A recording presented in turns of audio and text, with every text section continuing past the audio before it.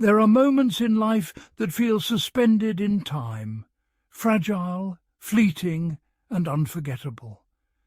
For Prince Harry and Meghan Markle, one such moment came on a cold October night in 2016.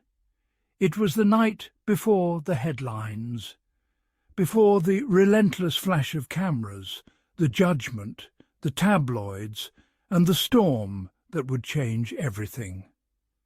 That night they weren't a royal and an actress. They weren't the Duke and Duchess. They were just Harry and Meghan, two people in love, hidden behind masks, holding on to a few precious hours of anonymity before the world claimed their story. Inside, Harry and Meghan savoured a rare, private evening, one last night of anonymity before the world would know their secret. For now, they were just Harry and Meg, laughing with friends, enjoying the simple joy of being together. Their costumes let them blend in, savouring a freedom already slipping away. Soon everything would change. But for this night, there was only the quiet joy of freedom. Their story began far from palaces and cameras. A blind date at Soho House, London, sparked an instant connection. Harry, the prince, and Meghan, the actress, found shared passions and a desire to make a difference. Harry slipped into Toronto for quiet weekends, where they built a relationship away from the world's gaze. Two people from different worlds, discovering how similar they truly were. It was a secret beginning, but it was real. The Halloween party was their chance to disappear. The theme, apocalypse, felt fitting. Princess Eugenie and Jack Brooksbank joined them, part of their trusted circle. Costumes from a local shop became their ticket to freedom. For one night, they weren't royals. They were just faces in the crowd. The party was a brief escape, a final taste of normalcy before the real apocalypse began. Inside the party, their disguises worked. The music thumped, lights flashed, and no one recognized them. Harry and Meghan held hands, danced and laughed, just another couple in the crowd. For a few hours they were free from cameras and scrutiny. The joy was palpable. A final bubble-wrapped night out. Harry could be himself, Meghan could love openly. The anonymity let their connection shine away from public eyes. It was a rebellion against the reality they faced. Every laugh, every touch became a memory to cherish. They knew nights like this would be rare. The party was more than fun. It was a sanctuary. They built a reservoir of happiness for the challenges ahead. This night of freedom was a vital chapter in their story.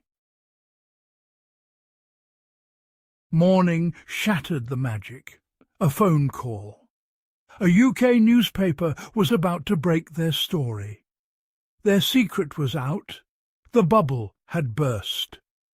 Reporters and photographers descended on Meghan's home. The quiet sanctuary became a media circus. The transition from privacy to pandemonium was brutal.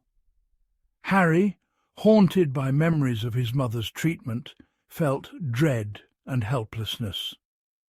The joy of the previous night vanished.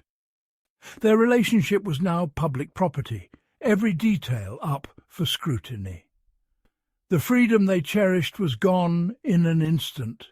They were no longer just a couple, they were headlines. The contrast between anonymity and exposure was stark. The dawn brought not peace, but a new world of relentless attention.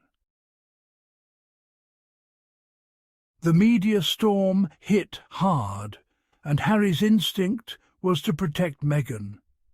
He saw the toll, the harassment, the racism, the relentless press. Meghan, strong and independent, was suddenly vulnerable.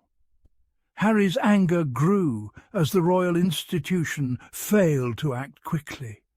He remembered his mother's struggles and vowed Meghan's story would be different. Their bond, forged in secrecy, was now tested by public fire. They became a team, strategizing how to survive the onslaught. Harry made an unprecedented move. He ordered an official statement from Kensington Palace. The statement confirmed their relationship and condemned the abuse Meghan faced. It was deeply personal, a prince defending the woman he loved.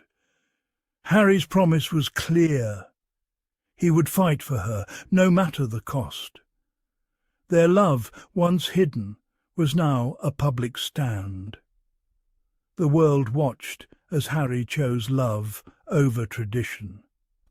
Their journey had changed forever. That Halloween night in Toronto became a symbol.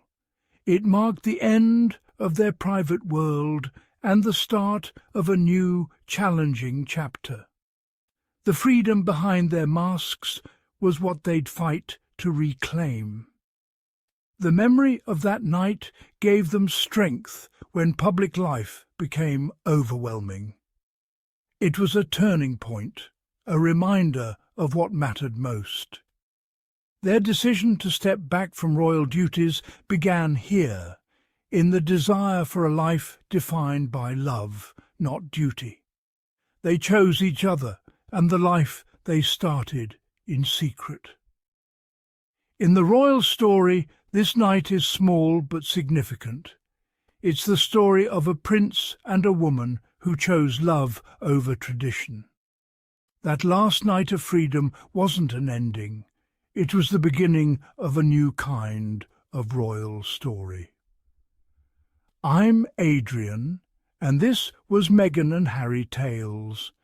If you loved this story of the night before everything changed, don't forget to subscribe, like, and share. Because in a world that still tries to silence them, every voice that stands with the Sussexes matters.